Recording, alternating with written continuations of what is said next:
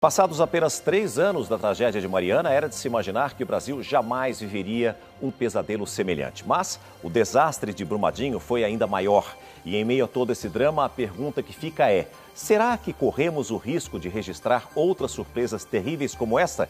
Quem vai nos responder é o geólogo Paulo Vitor Braun, um experiente consultor em barragens que está aqui para falar sobre esse fantasma que ronda as cidades e comunidades no entorno dos rejeitos e represas. Bom dia, Paulo. Obrigado por estar aqui conosco. O que nós gostaríamos de saber é o seguinte: a possibilidade de rompimento de barragens, como aconteceu com Mariana e Brumadinho, é uma ameaça permanente e sem solução no nosso país? Bom, nós podemos fazer um paralelo com a aviação. A aviação, ela cada vez está mais segura em função de melhorias técnicas e melhoria nos procedimentos operacionais. Sim. Com barragens acontece exatamente a mesma coisa. A cada dia, os procedimentos estão se aprimorando, a legislação está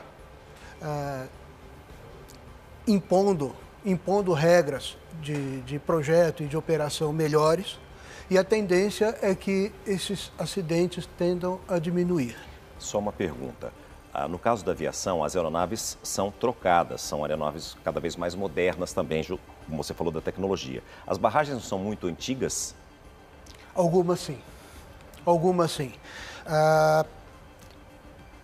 Todas as barragens, elas devem passar por revisões periódicas de segurança em intervalos variáveis conforme a barragem, conforme o organismo fiscalizador. Né?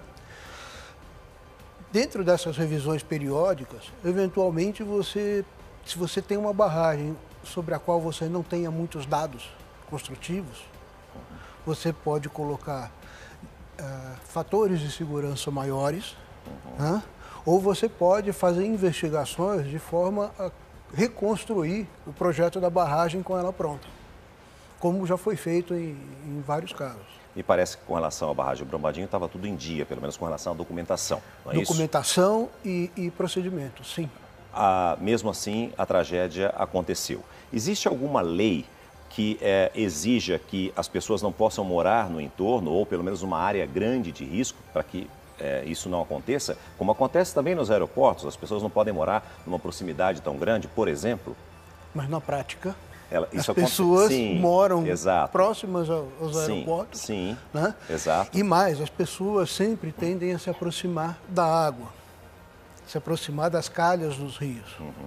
Isso é um problema que ainda não tem solução. Mas existe lei com relação às barragens? Com relação às barragens, sim. Existe. Mas na lei não existe um dispositivo que impeça a ocupação das áreas alagáveis em caso de acidente. Agora, há outras barragens que nós temos em Minas, parece que mais de 50, não é isso? Só apenas em Minas, não é isso? Você acha que isso pode voltar a acontecer a qualquer momento? Pode acontecer. Como eu lhe falei, é como aviação. Não é possível eliminar os riscos, é possível mitigar os riscos. Por exemplo, a primeira regulamentação sobre segurança de barragens no Brasil, ela foi uma regulamentação extraoficial, não tinha força de lei ou de norma, e foi feita em 1996. Foi o Guia de Segurança de Barragens, que teve inspiração no Guia Canadense de Segurança de Barragens. Foi uma adaptação às nossas condições. Posteriormente, entre 2001 e 2002, o Ministério da Integração Nacional, ele melhorou esse Guia de Segurança de Barragens, e a lei, que é de 2010, a Lei de Segurança de Barragens, ela trouxe, como ela teve a participação de várias entidades técnicas, entidades da mecânica de solos, de barragens e do concreto, por exemplo, ela praticamente que incorporou todas essas boas práticas que estavam documentadas nesses guias. Então, a Lei de Segurança de Barragens, ela é uma lei boa, né? Ela ainda está em implementação, porque os processos de engenharia, eles não são tão rápidos assim. A lei é de 2010, a regulamentação começou a ser feita em 2012, 2015, 2017, no caso das barragens de mineração.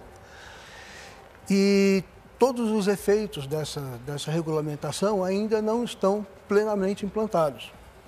Ana Hickman tem uma pergunta, por favor. Bom dia, Paulo. Bem-vindo ao programa. Eu queria, se falou muito, eu escutei muita gente falando e questionando esse final de semana, com tudo isso que aconteceu em Brumadinho, o que mudou do caso Mariana para Brumadinho na forma da avaliação dessas barragens? Porque a Vale é a maior de todas, uma das maiores empresas. Como é feita essa avaliação para dizer se está seguro ou não? Eu tive até um momento que escutei ser mencionado, que no caso dessa barragem, da primeira, ela não se encontrava em estado crítico. Por isso que ela estava tudo normal. Mas chegar até o ponto de estado crítico não seria algo a se levar em consideração para ser melhor avaliado? Sim, o que a gente pode dizer é o seguinte: a resolução, a lei de segurança, quando aconteceu Mariana, a lei de segurança de barragens, que era de 2010, ela já estava vigente e as empresas estavam começando a se adaptar à lei. Então, provavelmente, naquela ocasião, a Vale deveria estar seguindo a regulamentação da Agência Nacional de Águas, que foi a primeira regulamentação a ser editada. A regulamentação para barragens de rejeito, ela foi feita em maio de 2017. E provavelmente a Vale já estava 100% aderente a essa regulamentação. Tá? Mas existe uma forma de fazer uma previsão do que pode acontecer? Como é feita essa análise? As barragens, normalmente, elas precisam ser acompanhadas com muito cuidado. Então, são três pilares, ou 3 frentes de trabalho que permitem você avaliar a segurança de uma barragem. A primeira é a inspeção.